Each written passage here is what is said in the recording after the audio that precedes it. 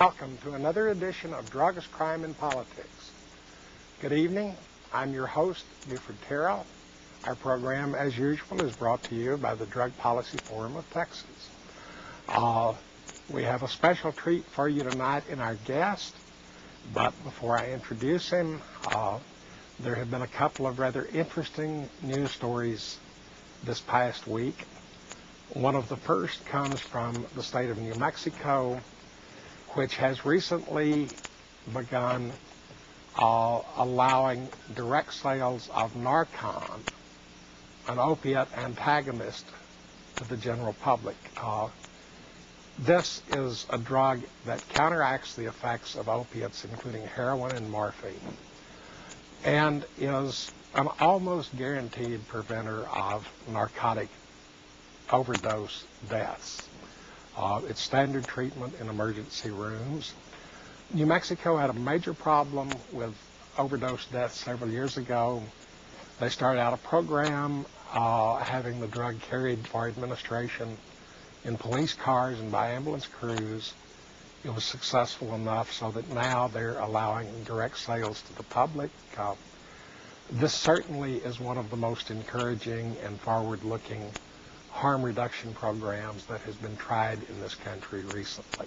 I think we need to applaud New Mexico for that. Tonight, we have a special privilege. We have with us a local nurse who, in fact, may have to leave us if his pager goes off. Dwayne Joneses, who is, in his other life, a collector of memorabilia from the history of American drug use and drug laws. And we brought him in tonight to talk about some of the items he's collected over the years and what some of the significance of them are. I think one thing, if you look in the center of the table, you'll see a large clear glass bottle. That roughly quart-sized bottle from the looks of it originally contained heroin. You want to tell us a little bit about it? Again, I just want to say thank you very much. This is an obsession of mine in my second life, my other life.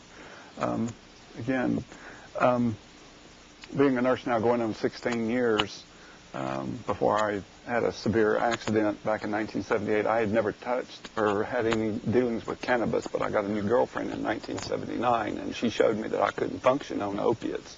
Dilaudid, quite frankly, will turn your bowels into concrete if you're taking enough of it. Yes.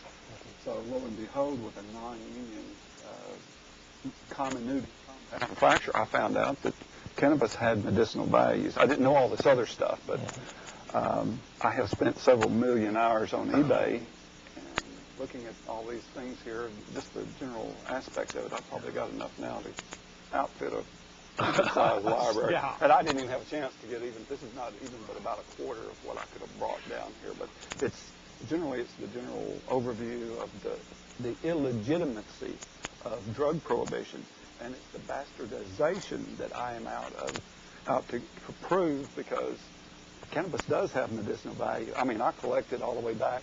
This dispensatory here is 1849, 4 years after the country of Texas became a state, and this is 1854, pre-Civil War. Both of those are right at the beginning, because it was, I think, only in 1838 that Dr. O'Shaughnessy wrote his first He did, and he was, yes, sir, he was a British doctor that went to India and found out it. Wonderful stuff, and then he reintroduced it into England, and then, of course, attrition brings it over to the United States. And for about 100 years, it was illegal. It was perfectly legal, and the big thing about cannabis is that it had all of these other uses above and beyond the medicinal values. I mean, our fuel now is $4 a day for diesel, but if you look in my 1927 Yearbook of Agriculture, you've got internodes. Which is the standard yearly volume produced by the U.S. Department of Agriculture. Yes, sir, because this right here, look here, this right here shows internodes of 20 feet, internodes of 6.5 inches, and it got as tall as 20 feet. I mean, here's the answer to the fuel crisis. Yeah. The American farmer could be putting our oil out there in our gas tanks for $1.40 a gallon delivered after it's refined, and it's vegetable oil. I've noticed that amazing. there are a couple of big projects here locally that are starting to develop biogas fuels of various kinds, which would include both cellulose gasoline from cannabis or hemp stalks and leaves, and biodiesel from cannabis seeds. Again, Gifford, it is the world champion biosynthesizer Yes. sunlight for the bulk that you have to sustain that process. You can't use corn. Corn is a food stuff for a cow. And You know, and it's- look what diversion of food and Exactly, and ethanol now has you done got to the it's price of skewing the animal prices. Exactly. My other thing is I've got, just to change subjects here for a minute, I've got cannabis here. Let's look it up right quick. And this one right here, cannabis indica. This here is from June 11th, 1934. Cannabis was made illegal in 1937. Cannabis indica. Let's look at this. American cultivated. Okay, for bulk, it's 20 cents a pound. Now, this is drug quality. And if you go to 100 pounds and you've got physiologically tested granulated cannabis, it's 25 cents a pound. I'll need to step out. I'll say something while you take care of it. All right, I need to take a little bit of business here. It's been one of my contentions that the only thing drug prohibition does is increase the price of drugs. It doesn't really affect their availability. And if we look at products like cannabis, we can see what they cost in supermarkets today. Now, 3 products that are grown somewhat similar to the way cannabis is grown, in fact, they're all harder to grow and take more processing, are plain old black tea, like you make iced tea out of, tobacco turned into cigarettes, and coffee. They're all much harder to process than cannabis is. You can go to the grocery store right now, you buy tea in tea bags for right at $1 an ounce. If you buy roasted and ground coffee in less than a pound-sized packages, it's about 30 cents an ounce. Tobacco in the form of cigarettes, 1 pack of cigarettes is roughly an ounce of tobacco, still less than $5, and over half of that is tax. So with his 20 cents a pound in the 1930s, a reasonable comparable price today for legal cannabis should be around $1 an ounce. The price you see on the streets is closer to $100 an ounce. That's what the drug laws do. It's so true because I look at the prices and it's really, really crazy because back then, this is the United States Department of Agriculture Farmers Bulletin from June the 5th, 1915, that, again, they were growing drug plants under cultivation. Again, the USDA at one time actually grew cannabis as a drug plant. And let me quote something. Do you have any idea, according to USDA, how many pounds of dried tops per acre you get? Let's have a look here right quick. Again, returns from experimental areas indicate that yields of 400 to 500 pounds of dried tops per acre may be expected under good conditions. It would put Eckerd and Walgreens and CVS out of business. And what is the returns? Now, they did revise it. Here's the 1920 edition.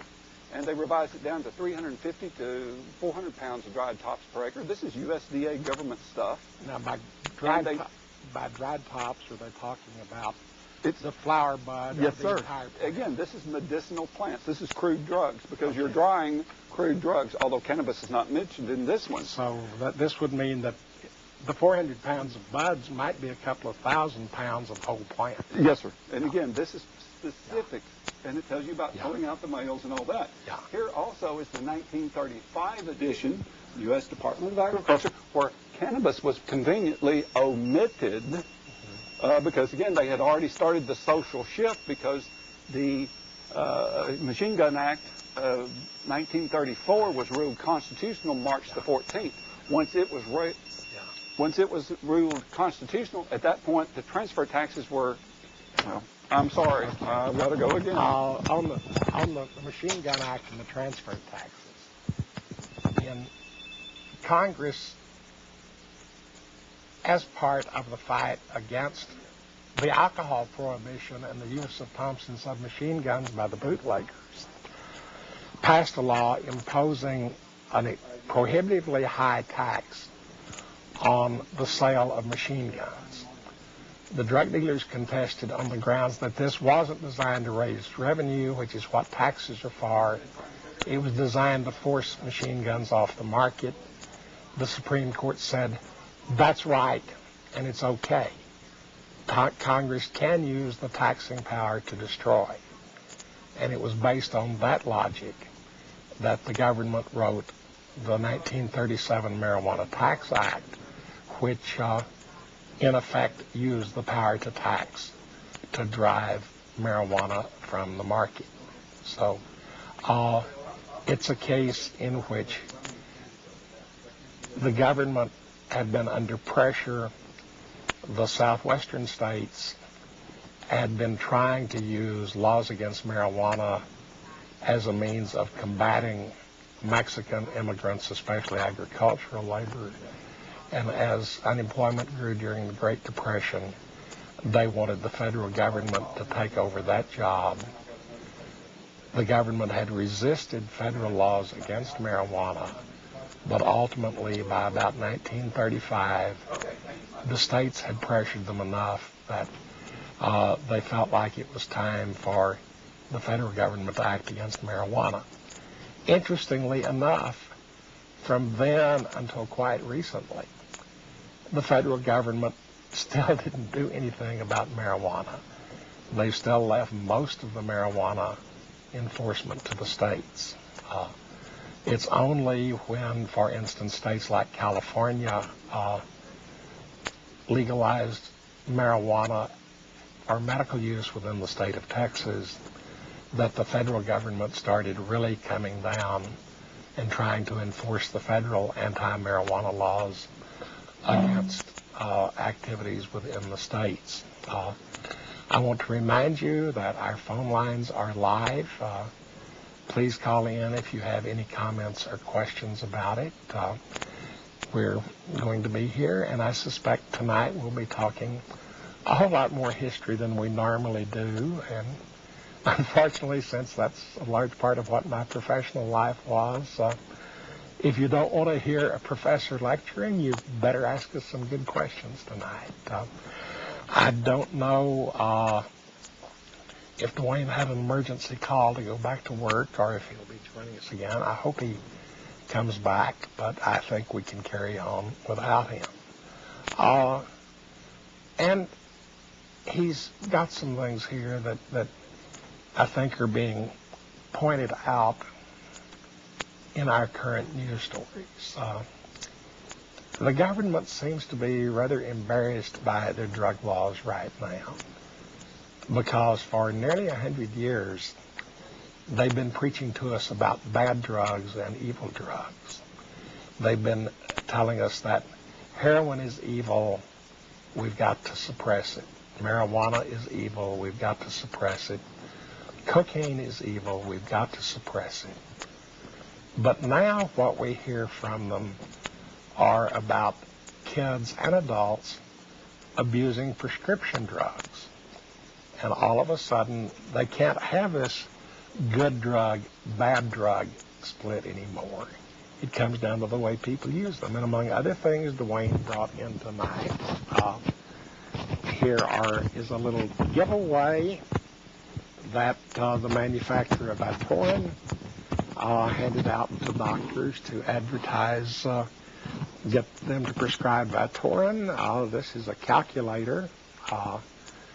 And you may have been following the news where Vytorin doesn't seem to do any better against cholesterol than the older, much, much, much cheaper generic statins, and it does not reduce arterial plaque.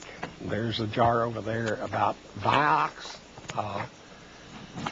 All the drug rep stuff. Yeah, give me some freebies here. Have some pens among other things. These are just... This is one that I personally got caught up in because Vioxx was a very good anti-arthritic drug, maybe even a little bit better than aspirin, except it had an unfortunate tendency of causing heart problems among patients. So it's the distinction between good and bad are sometimes hard to draw. We've got a caller, I believe, Dwayne. Hello, caller. You're on the air. Yeah, I was just had a comment. I can remember reading or hearing a certain case where ex-President Bill Clinton stated that he smoked but didn't inhale. Okay. And I read where I think even news anchor Walter Cronkite came out and said he used to smoke back in the day, marijuana. But I can never remember a case where I've read in a newspaper or a magazine or a hospital statistic where someone has overdosed on smoking a joint or reefer. Okay, thank you. Thanks a lot. Okay. I'll let you as the nurse talk to this about, has anyone ever died from a marijuana overdose? According to Lester Greenspan, which is the department, the Harvard psychiatric chair of that department up there at Harvard, the lethal dose ratio is actually well above 20,000 to 1, when probably, according to Dr. Greenspan, close to 40,000 to 1. I know. It's physically impossible. The former host of this show was a research pharmacologist at the University of Texas Medical School, and he claims that they were unable to ever find a lethal dose in the laboratory because they just couldn't get that much marijuana into an animal. I was going to say... Okay. Hello, caller. You're on the air. Hello? Hello. Yes, you're on the air. Yes, my name's Vincent, and I do got a question for you, though. I mean, regardless, though, in the world, though, that people do use drugs, though, do you believe, there's going to be a time when people don't do drugs,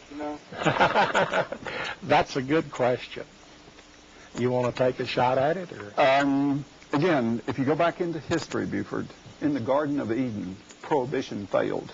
Yeah. The devil sat there and told Eve how good that pomegranate, the best pomegranates in the world come from Iran, told Eve how good that pomegranate was, which is a superfood, before she ever even took the first bite. So prohibition failed in the Garden of Eden where everything was perfect. So since then, man's going to fail continuously. Well, I was going to go even a little further back in that there have been a lot of reports of animals as varied as robins and elephants getting blasted out of their minds on the alcohol in fermented cherries. And every time I hear that, I've often wondered what an elephant-sized hangover would be. And that's probably a good time to take a break. We'll be back in another minute or two.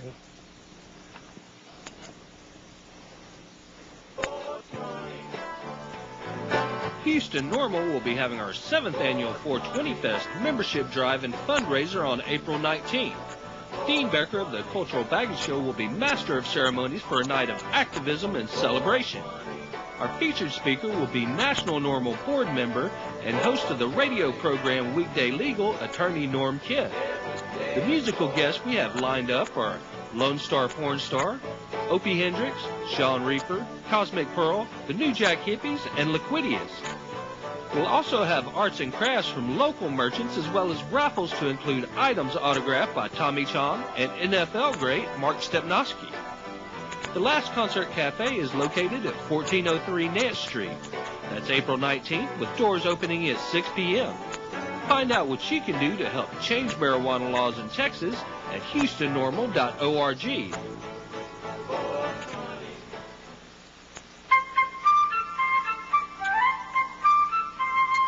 The jury right to say not guilty is an essential safeguard against injustice, which dates back to English common law and the founding of the United States.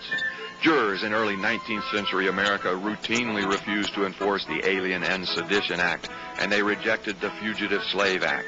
Jurors in early 20th century America refused to enforce alcohol prohibition. The injustices of the war on drugs have become obvious to many Americans. In cases where the law, prosecutorial excesses, and the likely sentence seem manifestly unfair, Jury nullification ensures the citizen juror a more equal status with those who write the laws. Please visit the Fully Informed Jury Association, FIJA.org. Please keep such decisions private. Nullification is your right, your responsibility, perfectly legal and just. Well, we're back with Dwayne Jonas, a nurse who has been a medical marijuana patient and got involved in collecting memorabilia about the history of drug use. And you want to tell us about some of the more unusual things you've got here? Buford, I've really got some serious stuff. One thing that really strikes me is this is the Treasury Department report. Okay. I've got them all the way back to 1932, where it emphatically states that it's a state issue and there's no federal. That's traffic in opium in 1940. Yes. Now again, think of this. This is 1940, and cannabis has been illegal for 3 years, and they're just now starting to tax it. The Machine Gun Act of 1934, and then they managed to get it through. Listen to this. Now this is what they were at. This is a concerted effort. No one registered during the year to grow the plant for the flowering or fruiting tops for the production of cannabis for medicinal purposes. It is not believed that the plant will be cultivated for this purpose in view of the tax of $1 an ounce, which is imposed under the on the transfer of the flowering tops, the whole plants, or any extracts or preparations made therefrom. So this right here is the United States Treasury Department, 1940. And they knew it was going out of business because nobody back then would pay $1 on top of that. Like you're paying cigarettes, you're paying taxes on top of that, but they didn't pay this $1 an ounce. Part of it was the $1 an ounce, but the other part was, if you go back and read that 37 Act, the paperwork it imposed on doctors it just choked it off. It was a calculated effort. They added up the red tape so high that no one was interested in something. Nobody would. The doctors would not do that. I mean, I've got real, original, genuine heroin prescriptions down there in my other park down there. I've even got the stuff here where it says that it doesn't even interfere with driving. We know it does, but we can't prove it. But we know it does, but we still can't prove it. Right here. Actually, one of the later studies on that. 1971. This is the University of Wisconsin. There's a later U.S. Transportation Bureau study. What they found was, yes, marijuana does slow down reaction times. But unlike alcohol, marijuana doesn't affect your judgment. So people that are high know that they're not reacting, and they drive more safely. Well, I just want to show you something else here. This is the May 1980 issue of Car and Driver. Let's get over to page 43 right quick. It is just amazing. Puff the Dangerous Driver. They couldn't prove it. Yeah. Because the baselines here, Buford, whenever they got to the baselines right here show that they had a standard. He would say turn right, turn left, and they're doing reaction times. Yeah. And you know what happens? Their baselines actually were standard, but when they got mildly stoned, guess what happened? It shows right here where their reaction times, it improved. Yeah. Because why? It's because the processes speed up. That's why time slows down. They were actually better drivers, and they were going through the courses making better times. Now, when they had the drunk off in 1978, they blew the place off. But they were actually better drivers, mildly stoned. Right here in Car and Driver, May 1980. It's amazing. Here's some of the book. Here's 1976 research that was banned and burned by President Ford. Yeah. This copy missed book burning. And that was actually research done and sponsored by the National Institute on Drug Abuse. This is NIDA, 1976. You know, the glioma, the brain cells, the cure for cancer at MD Anderson. Yeah. It's right here, but nobody can look at it. Well, until they repeated the studies in Spain a couple of years ago and quoted the NIDA. Exactly. It is amazing. It is simply amazing. Here's this... where you set the seed hoppers on your grain planter for your grain drill. Here's hemp right here. Okay. Here's hemp. You know, that's International Harvester stuff. Here's, if you want to make the best house in town, You don't have to put wood in there. That's you put hemp. particle with hemp. It's done with a particulate there under pressure with a resin. Does Willie know about that? I'm sure he does. You know, because that's real stuff there. And this would stand up to a Canadian winter. Okay. You know? All right, let's try something else. Well, here. as near as I can tell, hemp seems to be a plant that's good for almost anything. It is. I mean, I've got all this research stuff here. The analysis of cannabinoids in biological fluids. Mm-hmm.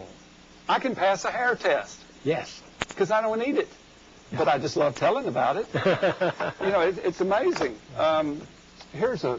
Okay. We've got another caller before you show us the next one. Okay. Hello, caller. You're on the air. Hi, Buford. This is Dean Becker calling you from California. We're up above Santa Cruz at the moment. Okay. Wanted to alert the viewers to the fact that we'll be carrying some programming in this regard. We're going to attend the International Conference on Cannabis Therapeutics there in Santa Cruz on this weekend. It is a state certified education class for the doctors, scientists, and nurses to better understand the use of the cannabis medicine in the treatment of various maladies. We just left Oakland, and before that we were up in Redway, California, talking to some growers, talking to some vendors, trying to get the pulse of the marijuana situation in California. Okay. This is, I think, a very bold statement by vast swaths of these communities to make a difference and to provide for compassionate use of marijuana for people who need it. Wanted to alert folks that my programs will be airing in the next week on KPFT radio. That is 90.1 FM on your FM dial. We will be bringing you the voice of some of those same doctors, nurses, and scientists, and many of the people speaking at this event. We'll also be bringing you the voice of some of the growers and the sellers of medical marijuana here in the state of California. Great. If folks would like to learn more about what we're up to, I urge them to visit our website, which is drugtruth.net, drugtruth.net. And Buford, I appreciate this chance to talk with your viewers. Okay, Dean, while you're talking to these people doing research on therapeutics, I wish you'd ask them two questions for me. All right. Historically, two of the popular uses of cannabis were for the treatment of PMS and menstrual cramps. And it was also a very successful drug on migraine. And these are both, I mean, they're not killer diseases, but they affect a lot of people. And there's some that there's not a lot of really current medications on. So you might ask them if anybody's going back to look at these diseases. I will, Buford. Okay. I think that's an excellent question. I will pass that along to a couple of folks I interview out here. Okay, thank you, Dean. Okay. Okay, again, Buford, I just wanted to say that if you look back down into history, cannabis has been used for childbirth. I've even got an article over here where cannabis is used for hyperemesis gravidarum, which is morning sickness when you're pregnant. Mm-hmm. Cannabis doesn't do anything to kill newborn babies because there's a lethal dose ratio is spectacular. Well, not only that, one of the intriguing bits of research that stuck in my mind several years ago was that they discovered the cannabinoid receptors in the brain.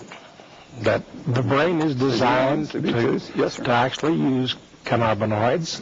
And then as they started looking at human beings, one of the places they found these were produced were in human women's breast milk. So apparently a little bit of high from breast milk was one of the things that encourages babies to really get into the sucking habit. I'd like to point something out. Okay. Think for a minute. It's back to the future. It's 1,000 years ago or 300-400. It's sub-Sahara Africa. It's the Hottentot, the little African pygmy. And down there, they don't kill one another. They just cut your hands off or they cut your breasts off if you're nursing a baby. So the woman's social stature was magnified and her hierarchy was up if she had lots of babies because we had to have enough numerical superiority because they're going to overrun us and they're going to get us. So back then, it was dog eat dog, literally. So that woman, whenever she was fixing to deliver, a witch doctor. He knew all the herbs and spices, and he would get you stoned, just blasted on the doggo before childbirth. And why do you think that witch doctor would do that? Number one, to obtund pain, O-B-T-U-N-D, which is to alter your perception. It takes it from here and puts it over there.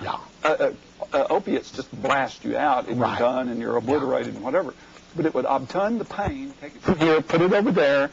The second reason is it would focus uterine contractility. It's not like IV Pitocin, which will turn you inside out, and that's brutal. And there's a lot of times I'd like to hit a doctor in the mouth and kick him right where it counts because he's ugly to the girl when she really, really needs help, not being hurt. So it would focus uterine contractility, but what do you think it would do to that baby? It has all of those receptor sites, Buford. That baby would come out of there screaming, howling, and then after that first breath, he's got that rooting reflex. He latches onto that breast just like a vacuum cleaner. Now remember, hold on now, I'm fixing to tell you why a baby stoned is healthier than a baby that's born straight, is because that baby latches onto that breast. He takes all of those antibodies that are in that colostrum milk on that first feeding before those peroneal cells secrete hydrochloric acid. Exactly. And that mother, she gives all of her antibodies to that baby before they're broken apart through digestion, and that's on that first feeding. Now, after about 24 hours, you've already started digestion, and it's breaking apart the antibodies. So you have to get that in that first time. And that baby, boy, those breasts are not there for looks. They're there for a function. And all but during that gestation, all those antibodies there need to go in that baby's bloodstream. And if he's howling, hungry, just screaming, got the screaming munchies, he latches on, and then the biological feedback, the feedback loops, you know, there's the afterbirth things and things like that work in the... You were saying it used to be used for morning sickness. Exactly. When we look at its use as an adjunct to chemotherapy and with AIDS therapy on wasting, these are all the same kind of anti-nausea effect across the board. I had a woman last Thursday, a week ago, tell me that cannabis was the only thing that helped her keep her groceries down when she took chemo. Well, personally told me that. You mentioned Dr. Grinspoon from Harvard, who has been a very strong advocate for medicinal cannabis for 30 years now. He is. Do you know how he first got turned on? His son evidently had a serious issue with cancer, and that's when they got... His 8-year-old son had cancer. His chemotherapy made him so nauseous, he absolutely refused to go for it. Someone suggested to Dr. Grinspoon to give the kid a little marijuana. It worked, and it started his whole career. Exactly. He's very well known on that, and it was reconsidered. Hello, caller, you're on the air. Yeah, I was just wondering if you guys have talked about like Barack Obama or anything. Okay. I was listening to the Rue and Ryan show, 104.1 KRBE, and they were talking about Barack Obama. And I didn't know if you guys ever talked to about him or anything. I don't know if you've listened to Rue and Ryan show at 104.1 KRBE. I don't know that show, but I have heard a little about Obama. Where do you?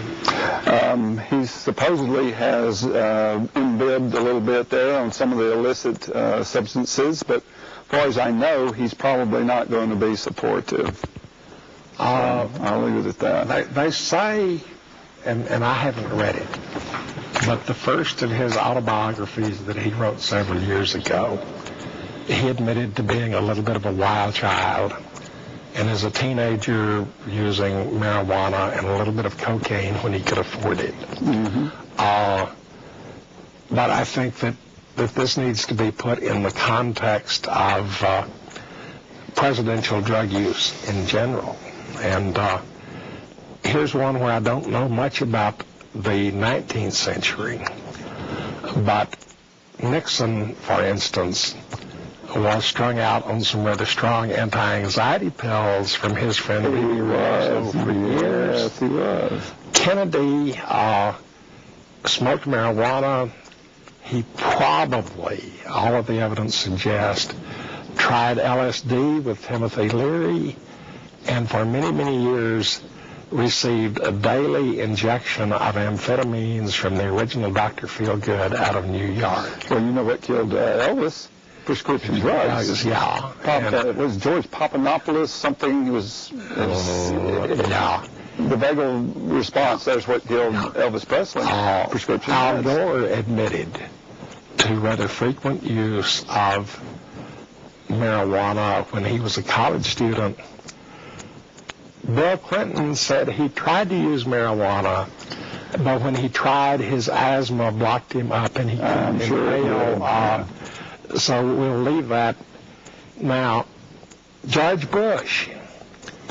I just want to talk about it. Well, up until about 6 months ago, he would say, I had a wild childhood, but I don't want to set a bad example for kids, so I'm not going to talk about it. He recently toured a prison facility for rehabbing alcoholics and addicts, and he says, I know how you feel. I was one myself. And why didn't he turn all those other poor people loose? And why didn't he tell us this years ago? Yeah, why didn't he do it back when he had a chance? I suspect that if we knew more about the 19th century, we would probably find a little bit more use of drugs in the White House back then. So, all I can tell you is I've got lots of stuff here from back in the 40s and 50s, and you would be surprised if you owned the things there that went on back then. Yeah. People just simply didn't know because it was a different mindset. Back then, people didn't think the government would lie to them, a lot of it. And the reefer madness took hope because, again, it was able to do because people had faith in their government. Nowadays, you don't have much faith in it. One thing a lot of people don't realize, most people are aware of that old Reefer Madness movie from the 30s. Most people don't know that a large part of the money used to produce that movie came from the Bureau of Narcotics. Exactly. It's self-fulfilling. It's self-perpetuating. Yeah. Oh, I've got something else here. Okay. This right here is, and I give quite a bit for this one, this is a blanket letter that came from the United States Department of Agriculture. This is from the Agricultural Adjustment Administration. This here was from the county agent, Troll Young, March 10th, 1942, about them. And again, it says they're going to be, this coming Saturday at 2 p.m., that we're going to grow hemp for the war effort. So realistically, I mean, we ought to be doing that now with the gas prices that high. Yeah, back then, in the 19th century, hemp provided almost all of our naval ropes. In the 20th century, we imported most of it from the Philippines. But when World War II broke out and we couldn't get to the Philippines, the government asked Americans to grow hemp again. We have another caller. Hello, caller. You're on the air. Hi, Buford. Hi, Dwayne. This is Tony King. Good friend to see you guys. I've been with you guys a bunch. I just wanted to talk to you for 1 second. Okay. I've been in and out of dealing with medical marijuana off and on for over 30 years. I was incarcerated due to drugs, sent to prison. My life was altered tremendously because of the drug program and because of what's going on with the drugs and the way our government looks at things. And I think our government and I think all of our representatives need to take a very serious look at the way that they're dealing with our families and they're dealing with our lives and back off and leave us alone so that the doctors can understand, because I talked with several doctors, I talked with several preachers, pastors, ministers. I'm a minister myself now. And there's a lot of people out there that understand that marijuana is not the root of all evil. It doesn't lead to more drugs. It does not lead to bigger drugs.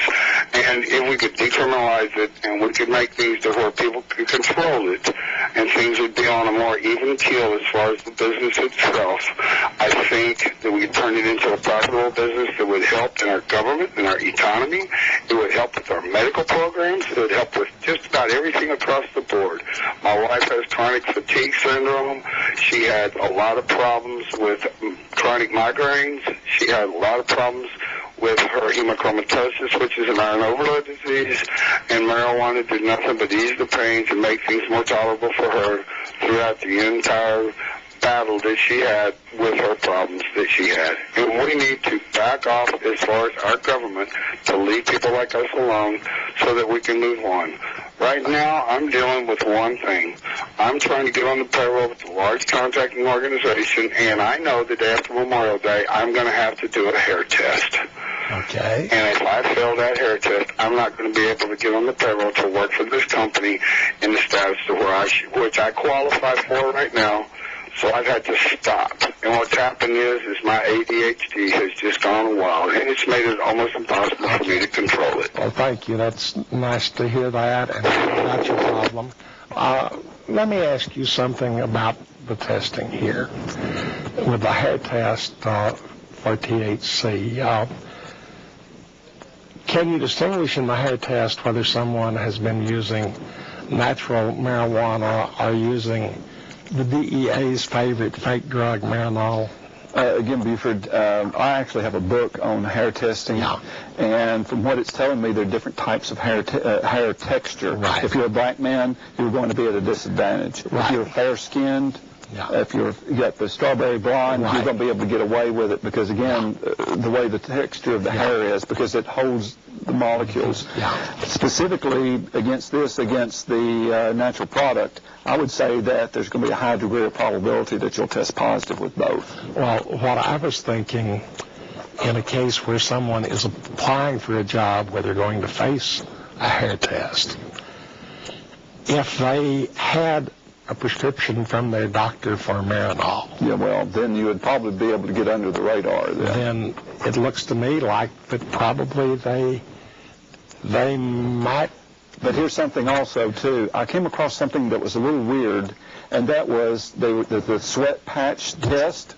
It wouldn't distinguish between oral ingestion of the natural product versus smoking the product. In other words, if you ingested it by mouth, it wouldn't come up on the sweat test. I don't know why that's. We have to take another break. We'll be back in another minute or two. Okay. Oh, we're going to take a call first. Caller, you're on the air.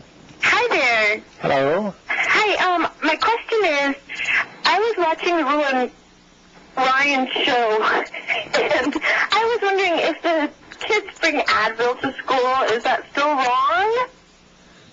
If you take any medication into school now under the Texas law, if I have been told correctly, you're violating several serious issues there because, again, all of your medications need to be registered with the nurse. And they'll have to have some formal paperwork. I would suspect that of you.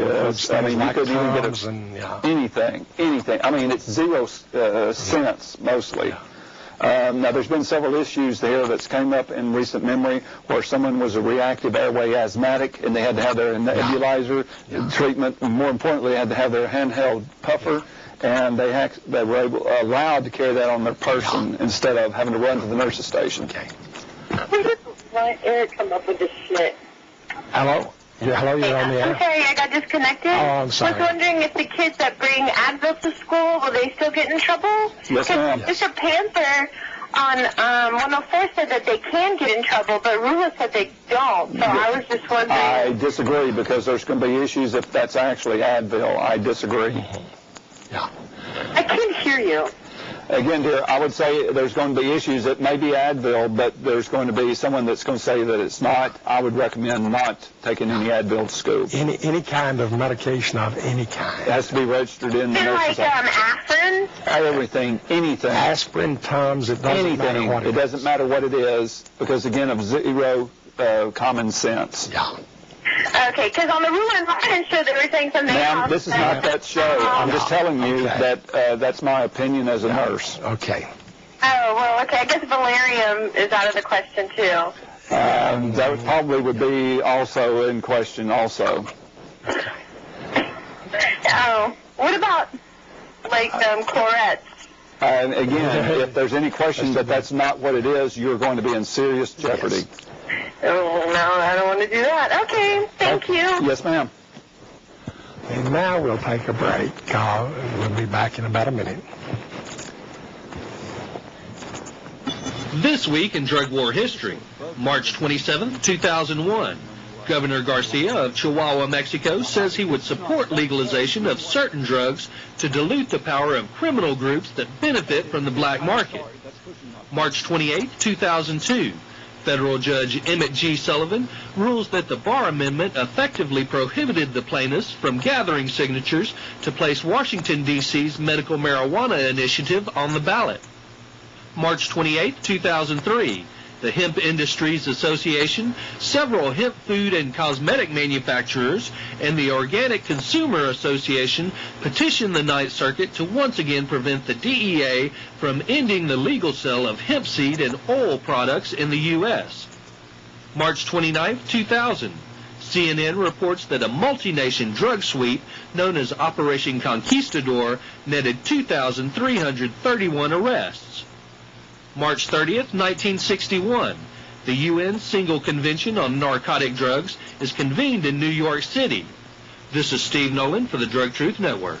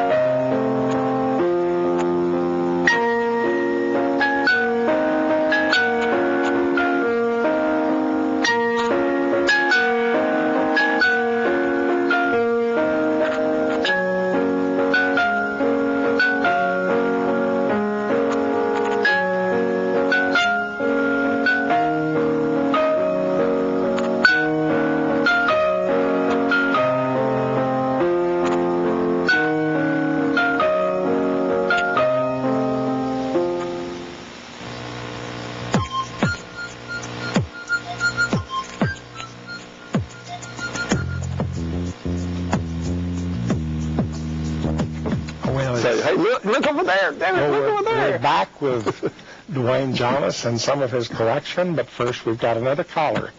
Hello, caller. No. Apparently, she gave up on us, but anyway. And you know, that last caller, I think, pointed out some of the insanity that, as near as I can tell, laws don't make any drugs unavailable. What they do is they increase crime, they generate a lot of money for crooks and crooked law enforcement, they bury the rest of us on red tape. It was just last night that I was in the drugstore gritting my teeth when I bought my allowed one box a month of ephedrine containing sinus pills, and I had to show an ID and get it behind the counter. So, yeah, the drug laws do everything but prohibit drugs. Hello, caller, you're on the air. Hi, I wanted to talk about drugs. Okay.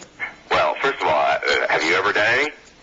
Well, I've done all sorts of things, from penicillin to aspirin to all sorts of other things. Yeah, but I'm talking about the fun stuff like heroin. I've never seen it. Yeah. My dentist has given me Vicodin on several occasions. And Your doctor gave you heroin? No, Vicodin, and it's the same thing. Really? How do I get some? You go to a doctor with pain. That's what I've been saying. There's no difference between the opiate heroin that's illegal and the opiate Vicodin or Percocet, which your doctor prescribes when you have pain. You think you could get me some cocaine? No, sir, No. this is not, no. What about speed? Once again, your doctor could. It's a You gotta go- prescribable Class 2 drug. Well, what about a dime bag? That you're going to have to go to a crook on a street corner. And that's just, is that worse or better than what you get from the doctor, or what? There's It no way depends to on the tell. application. Yeah. Like, in other words, would the 10 joints be worse than a Vicodin at the dentist, like you said? Well, joints and Vicodin are different things, and once again, to get those joints today, you have to break the law, you have to go down on the street corner, and you have to commit a crime.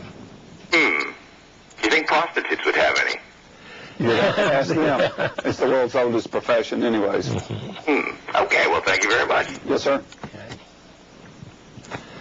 Well, again, like I said, heroin is the world's best pain reliever because it's an analog of morphine. Yeah. And if you were in England, you could get your dose of heroin because, again, over there, they actually know that it does have pain relief. I've got heroin prescriptions over here in my other book down here in front there. Actual heroin prescriptions from And I think Nebraska. to make the point I was trying to make earlier, during the about 15-year period when they were both legal, the Bayer Company sold heroin and aspirin at exactly the same price. It didn't have the prohibition price tag. Yeah. That's all it was. It was just a thing. Hello, caller, you're on the air. Hello? Yes. Yes, go ahead. I like dinosaurs. Okay, so do I, but I'm not sure that has much to do with the show. Thank you for your comment. Buford, I'd like to point out that here, February the 15th, the American College of Physicians came out with a position paper. And this right the here, American College of Physicians is the second largest professional organization in behind the AMA. And it's probably the most prestigious organization for treating doctors in the country. Again, it's 124,000 doctors. And here's what it is. They came out with a position paper. Yes. And here's the conclusion. Evidence not only supports the use of medical marijuana in certain conditions, but also suggests numerous indications for cannabinoids. Additional research is needed to further clarify the therapeutic value of cannabinoids and determine optimal routes of administration. The science on medical marijuana should not be obscured nor hindered by the debate surrounding the legalization of marijuana for general use. Yes, and I think that's well said. I think it's also important to point out that the last 3 pages of that statement is a list of references to medical studies showing the... It's got background here. It's got appetite stimulant, antiemetic. We have another caller. Okay. Yeah. Hello, caller. You're on the air. Yeah, I was listening to the 2 previous callers. I think they've been rolling up and smoking tonight. I had a friend of mine who went to the grocery store, and he said when he parked his car, he saw a police officer smoking a joint. And he said when he came out the store, the cop had given him a traffic citation, but the cop was willing to let him go for the cookies that he had bought. But I had a question for you that does an employee have any rights when it comes to random drug testing? Can he refuse to take a random drug test, or can he... Okay, what about employees and their rights? If you work for the government, you may have some rights. If you are in a unionized job, you may have contractual rights. If you work in almost any normal job, you are what we call an employee at will, which means the employer can fire you for absolutely no reason or for any reason, and you have no recourse unless it's for something like sexual discrimination or race or something like that. But he can kick you out just because he doesn't like the shape of your nose. Hello, caller, you're on the air. Yes, sir. This is the Drugs and Politics, correct? Yes. I wanted to tell you I love the show, guys. Well, thank you. You know, they were talking about this just this morning on the Rule and Ryan show and how they, drugs and politics, they don't mix. Especially, when you are listening to the Rule and Ryan show, except for that little Special K, he does like to mix the drugs and politics. Now, what do you guys feel about that? Oh, I'm not sure what you mean by mixing drugs and politics. Well, I see a lot of politicians mixing drugs into their campaign. Okay. And, with the Rule and Ryan show advocating against it, I just wanted to see what you guys felt about mixing the two. Okay, thank you. For me, just as a matter of fact, here on the 29th of March, I went down to the County Republican Convention, and my position paper, which was in my resolution that passed unanimously at my precinct, was voted down because, again, Buford, they did the politically expedient thing to do instead of, and also I stood up in front of the Resolutions Committee at the Republican County Convention, and I told them this little thing right here. I stood up in front of the whole crew, and I told them, I says, the real advantage which truth has consists in this, that when an opinion is true, it may be extinguished once, twice, or many times, but in the course of ages, it will generally be found with persons to rediscover it until some one of its reappearances falls upon a time when from favorable circumstances it escapes persecution until it has made such head that it's able to withstand all subsequent attempts to suppress it. John Stuart Mill, Own Liberty, 1859. So I know that all of this is true. It's documenting a farce. Well, I would say that as far as our federal government is concerned, so that's drugs and politics. For the last 90 years, as far as truth and drugs has been concerned, Congress has run from the truth as fast as they can. Now, our states have done a little bit better. And instead of my normal editorial tonight, I'm going to read you a short selection from one out of the This is the state 1972 report on cannabis from 1972 and what they were trying to do back then, because everything was a felony. To the Texas Senate in 1972, and this was the year that they reduced possession of small amounts of marijuana from a 2-year or longer jail felony to a misdemeanor. And what the report to the Senate says, many persons conversant with the marijuana problem have suggested that the solution is to end marijuana prohibition just as the prohibition of alcohol was ended, by establishing statewide regulatory systems which would allow the drug to be sold over the counter as alcohol is sold. Most advocates of legislation do not contend that marijuana is intrinsically good or beneficial, arguing instead that since the present criminalization has clearly failed to prevent or substantially control the use of drug, the public interest would best be served by making marijuana available to adults through legal channels with carefully controlled quality and heavy taxation. Since usage will obviously continue regardless of whether the drug is made legal, these persons argue that society would benefit most by refraining from pushing the marijuana user into the black market and instead accepting the substance as simply another recreational drug like alcohol. Legalization of marijuana has been recommended by, among others, the Committee on Alcoholism and Drug Reform of the American Bar Association's section on individual rights and responsibilities. Federal treaty obligations, which can be interpreted as preventing marijuana legalization, are currently being reassessed by the Federal Bureau of Narcotics and Dangerous Drugs. However, while legalization would alleviate some of the most serious problems associated with marijuana use as it is practiced today, including the labeling of a substantial portion of the public as felonious and the involvement of marijuana distribution system with underworld activity, it is not a realistic possibility for Texas at this time. The Texas legislature cannot legalize a substance, the possession of which is a crime under federal law. Thus, until the federal misdemeanor penalty for marijuana is repealed, the most substantial step that any state can take is to remove its own criminal penalties, in effect to decriminalize. Bipartisan legislation to repeal the federal possession penalty is currently pending in Congress. The education of more than 200,000 Texas college students and more than 100,000 high school students, and remember this was in 1972, would be continued, if at all, inside prison walls. The ranks of teachers, doctors, housewives, labor union members, lawyers, and even public officials would be visibly reduced. When the disparity between felonious conduct and actual social practice becomes as wide as this, it is necessary to remind ourselves that the law is made for people, not the other way around.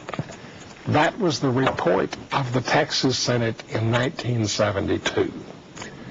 It's 36 years later. I wonder if any member of the current Texas legislature has ever read this document or even knows it exists. And again, Buford, I got lots more. That one's just the start right there. But you might ask your representative to read this document. And remember, the way change occurs is when you yourselves talk to your representatives. Buford, I've had a good time here. I'd like to try this again. I got bunches.